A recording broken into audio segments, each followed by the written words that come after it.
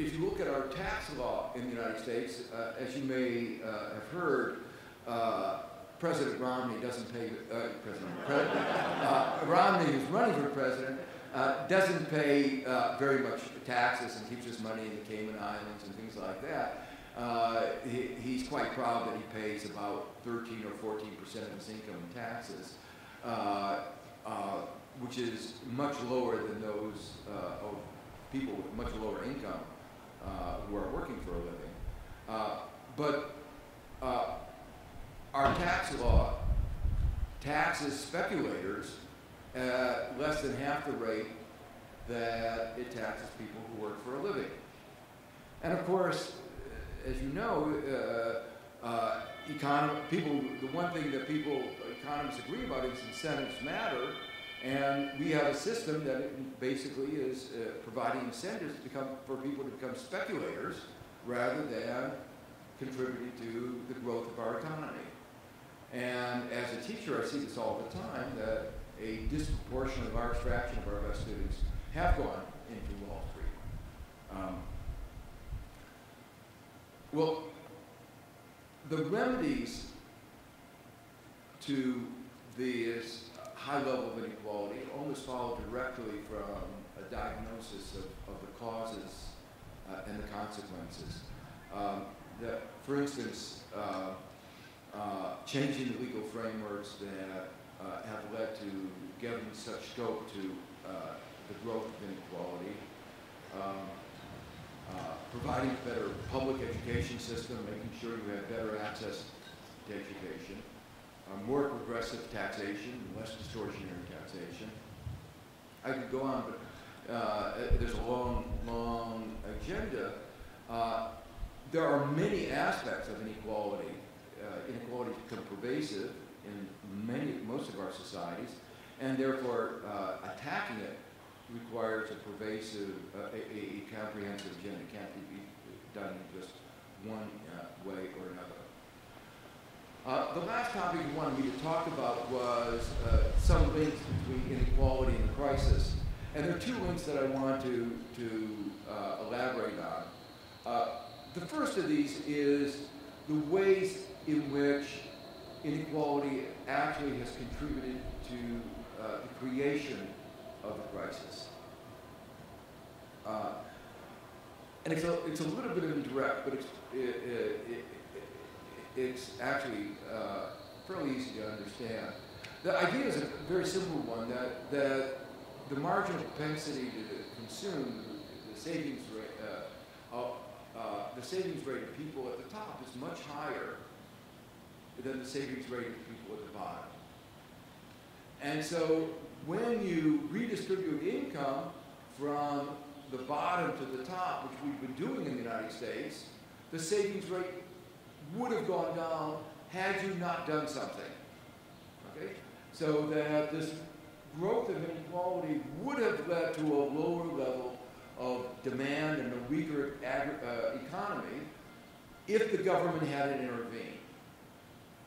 Well, how did, and in fact under President Bush, we did intervene. We gave a tax cut to the rich, which made it even worse. So that left a burden on monetary policy. And so how did Greenspan and Bernanke respond to the challenge? Well, they did step up, and what they did is they created a bubble, a housing bubble. They had low interest rates and lax regulations, and it worked for a while. It worked so well that actually the bottom 80% of Americans were consuming about 110% of their income. Well, as you probably figure out, you don't have to have a PhD to figure out that that's not sustainable. And it wasn't sustained. It was only a matter of time before this bubble broke, and when a bubble broke, it left a legacy. Not only did we have the original problem of inequality, but we also had a problem of a legacy of leverage and excess capacity in real estate. But it also meant that we exported, in a way, our problem to Europe.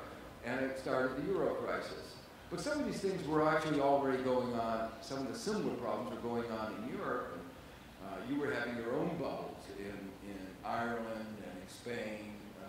So, you know, we do thank Europe for having lax regulations, so you bought about 40% of our toxic mortgages. And if you hadn't done it, the downturn in the United States would have been worse. So you have made a global contribution. But you were also involved in doing some of the same things on your own initiative.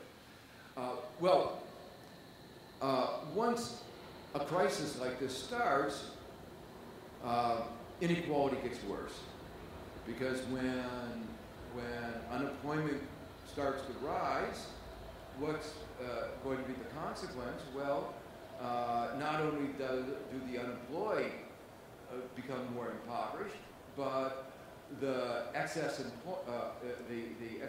supply of labor is going to drive down wages, and that is going to increase inequality itself. And then finally, especially here in Europe, where you've been pursuing this policy of austerity, the cutbacks almost inevitably are most strongly affect those in the bottom and the middle.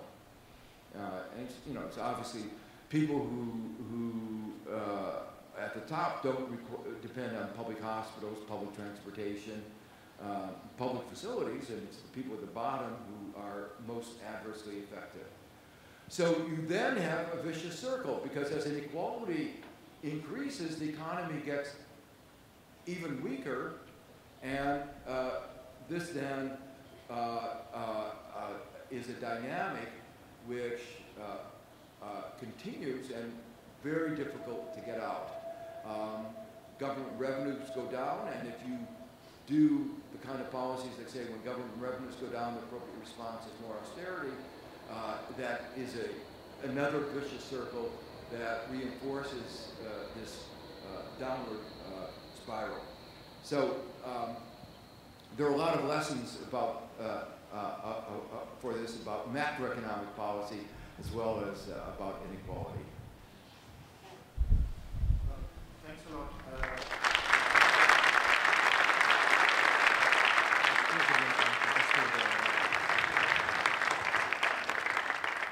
Well, thanks a lot.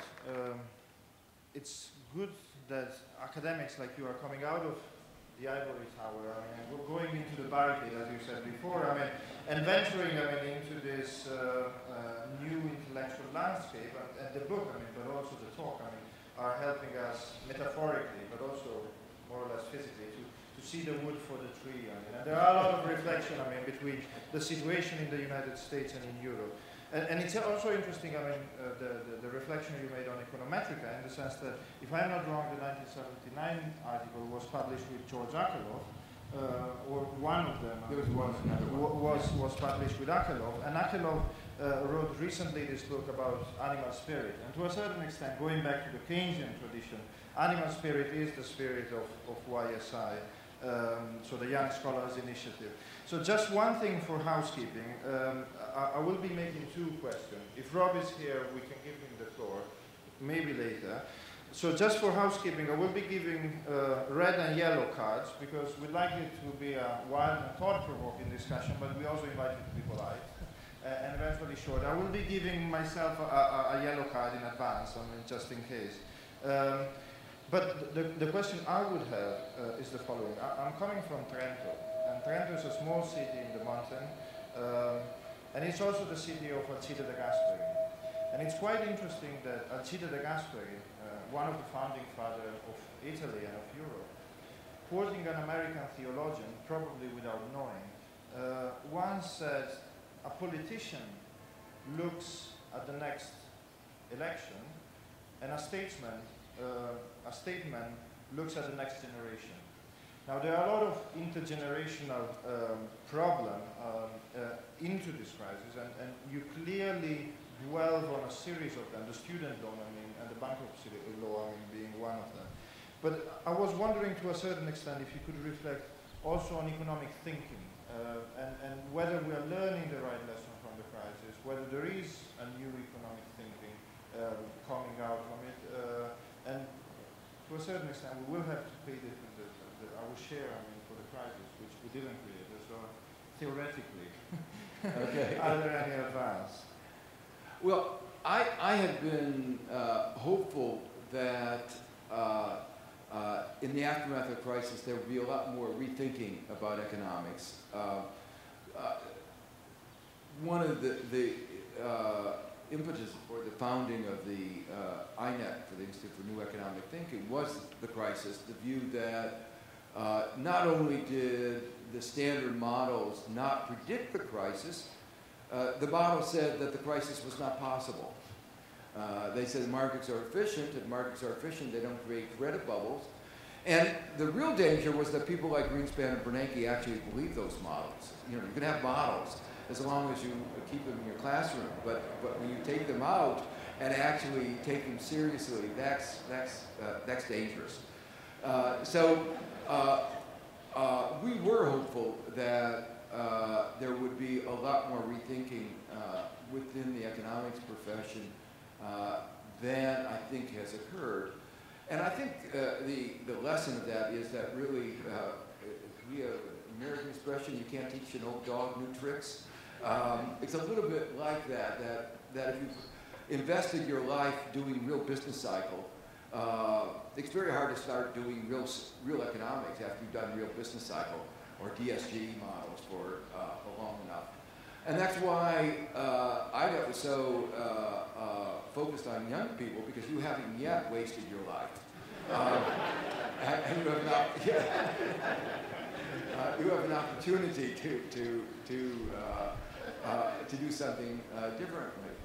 Now, the good thing about INET, the good thing about where the economics profession is today, is that actually a lot of the pieces, ideas, have been around.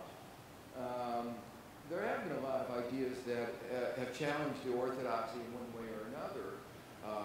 Behavioral economics, work in complexity theory, work in, one of the astounding things to me was that most of the central banks used models that assumed that there were no such thing as banks.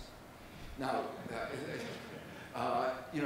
if there were no banks, there would be no central banks, and so they would not exist if their models were correct. But we have good models. There are people who made good models of banks, and so in a sense, we have a lot of the pieces that are needed to make better economic models. So, in a way, I think it should be a very exciting time, and one in which I'm actually very optimistic. The second question I would have is on short-termism, in the sense that to a certain extent, we can see it on a daily basis. There are hooray or boo and taboo, that are coming up very frequently in the discussion. When Soros came to the Festival of Economics 3 months ago in Trento, he basically said, it's the last window of opportunity for Europe, it's a 3-month window, and you said that he was actually too generous. Then there was something like an age of reason, or maybe it's just a moment and a glimmer of hope in the last couple of weeks with the ECB